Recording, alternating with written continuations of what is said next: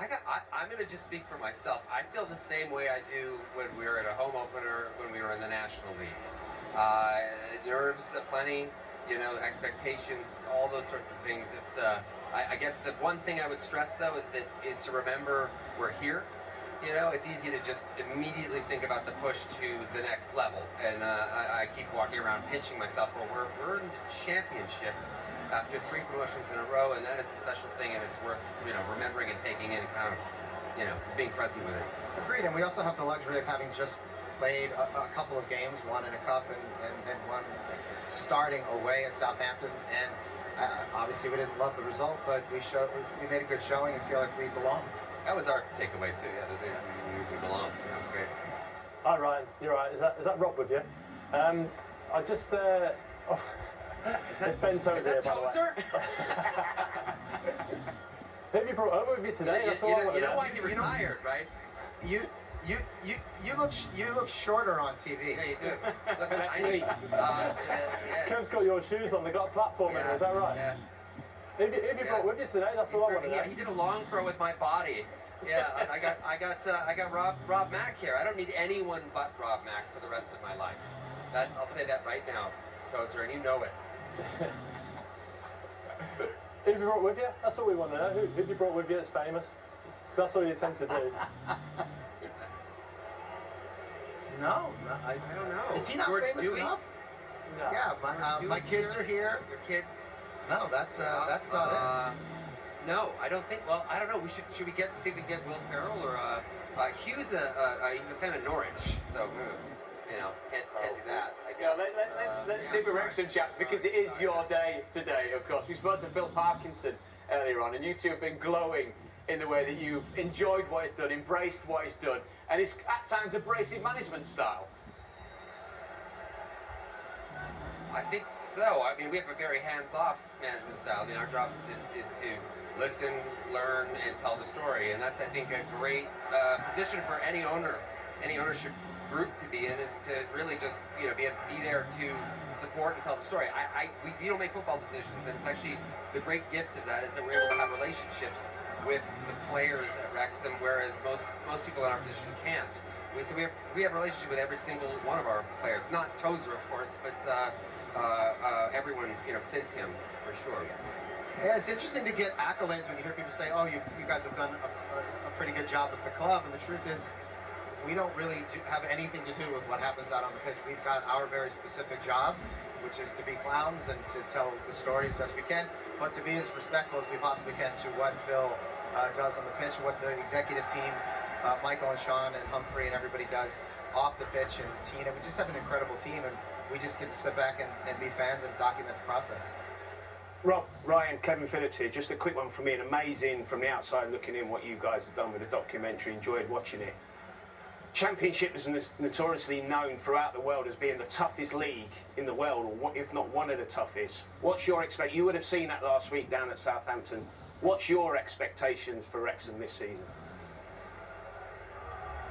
I mean, one thing I noticed is that the support that these clubs have everywhere. I mean, they have incredibly valuable supporters whose fidelity couldn't be questioned. I mean, Southampton, they showed up for their club. And it would be easy to sort of, I imagine, tell a story to yourself that they've come down from a league and they're, but they were there in spades, ready to support. And that's the thing I'm sort of noticing. But I don't know that anything's harder than the National League. That felt like Alcatraz. I don't know how anyone gets out of the National League. I think I might still be there, spiritually. Yeah, I think the first 2 games are pretty good indicators of what this league is going to be like this year. We played 2 games, and in both situations, the team that was winning in the 90th minute wound up losing the game. So if that isn't championship football, I don't know what is. And I kept getting texts from all of my friends who are fans of championship, and each one of them said the same thing: welcome to championship. Hi guys, Stewie Dallas here. I just want to touch on the fact that you've obviously built a team on the pitch that's capable of still progressing. Off the pitch, you're competing now with the likes of Leicester's and Sheffield United's and teams that have a really, really good training facility. Is that the next part of the plan, to really invest in the training facilities so that you can compete with these top teams? It's everything. Training facility, academy. Those are the two biggest.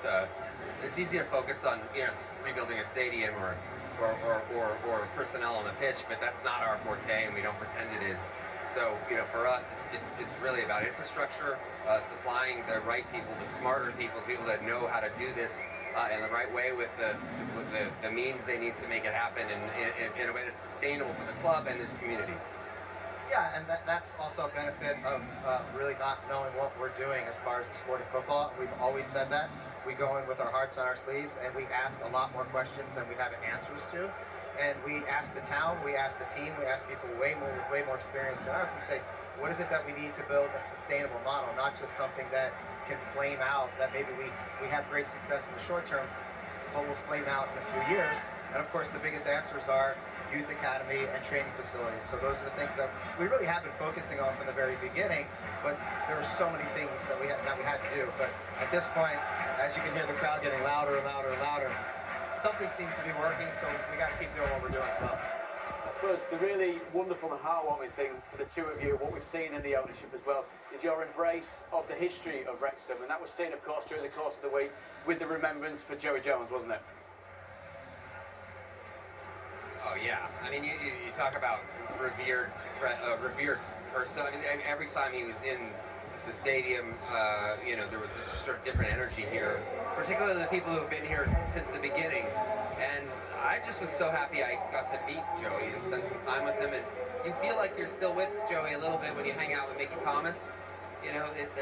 Those two were so close for so long, and Mickey is just such a gem of a human being, and I think really Mickey's part of Joey's legacy, if that makes sense. And I don't know, I just love everything about it, and Joey will always have a seat in this stadium and a very special spot. And we look at that as a huge part of what our role is here, is to be stewards of the club, to be respectful of previous generations, and to be respectful of the next generations after us.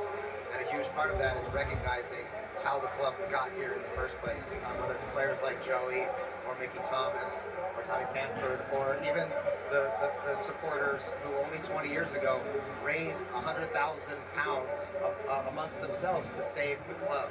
And that's the kind of history that we have to make sure we never forget and that we always honor.